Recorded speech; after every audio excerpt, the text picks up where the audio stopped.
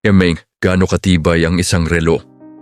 Isang relo na halos hindi nagagasgas, hindi kumukupas, hindi mabigat, at hindi sumusunod sa uso, kundi gumagawa ng sariling trend.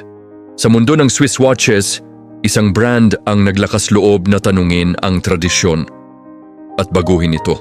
Kilalanin ang Rado, ang relo na nagpasimula ng ceramic revolution.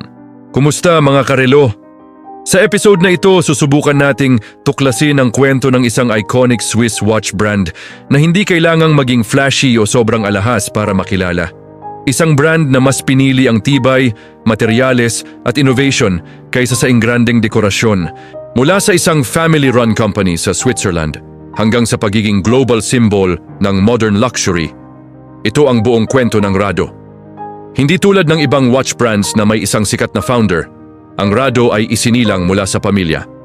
Noong unang bahagi ng 1900s, may isang maliit na watchmaking company sa Lengnau, Switzerland na tinawag na Schluppuhren AG.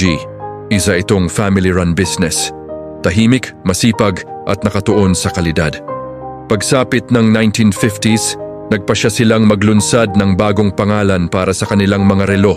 Isang brand na mas madaling tandaan, mas global ang tunog at mas malinaw ang mensahe. At dito isinilang ang pangalang Rado. Hindi ito pangalan ng tao, ito ay simbolo ng paniniwala sa tibay, pagiging practical at long-term value.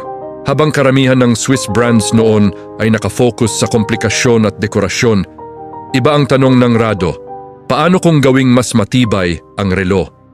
Hindi mas engrande, hindi mas mahal, kundi mas matagal ang buhay. Ang ideya ng Rado ay simple, gumawa ng relo na pwede mong isuot araw-araw. Hindi ka mangangamba sa gasgas at hindi ka mapapagod isuot. Isang relo na kasama mo sa trabaho, biyahe at buhay. Noong 1962, isang relo ang tuluyang nagbago sa reputasyon ng Rado. Rado Diastar. Ito ang kauna-unahang relo sa mundo na tinawag na the world's first scratch-proof watch. Paano nila ginawa? Gumamit sila ng sobrang tigas na materyales, sapphire crystal para sa salamin, at isang case na hindi madaling magasgas kahit sa araw-araw na suot. Pinatunayan ng Diastar na hindi kailangang pumili sa pagitan ng tibay at estilo. At dito nagsimulang makilala ang Rado bilang Master of Materials.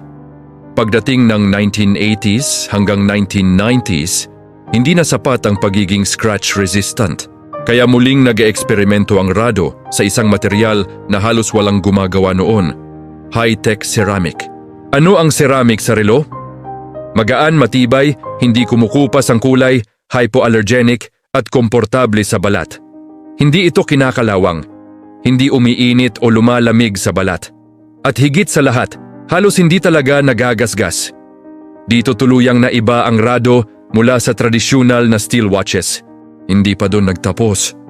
Ipinakilala ng Rado ang plasma high-tech ceramic, isang advanced process na ginagawang mas matigas at mas premium ang ceramic nang walang chemical coating. Natural ang kulay, natural ang kinang, pero industrial level ang tibay. Kaya hanggang ngayon, ang Rado ay kilala bilang brand na hindi sumusunod sa uso, gumagawa ng bago. Bilang bahagi ng Swatch Group, lumawak ang distribusyon ng Rado sa buong mundo. Mula Europe, Asia, Middle East hanggang Pilipinas, naging simbolo ito ng modern Swiss luxury na hindi sumisigaw, pero ramdam. Kung interesado kang pumasok sa mundo ng Rado, Diastar Original para sa mahilig sa heritage, retro at history, Hyperchrome para sa modern, sporty at premium ceramic look. True thin line, ultralight, minimalist, perfect daily wear. Isa alang-alang, material, timbang, water resistance, readability at battery life. Ang Rado ay hindi lang relo. Ito ay kwento ng katapangan mag-eksperimento, ng pagbalanse ng praktikalidad at disenyo at ng pananatiling relevant sa bawat henerasyon. Kung naghahanap ka ng relo na may history, innovation at tunay na tibay, baka ang hinahanap mo ay Rado. Kung nagustuhan mo ang kwento, i-like ang video, mag-subscribe sa channel at i-comment kung anong Rado model ang paborito mo. Hanggang sa susunod, mga karelo.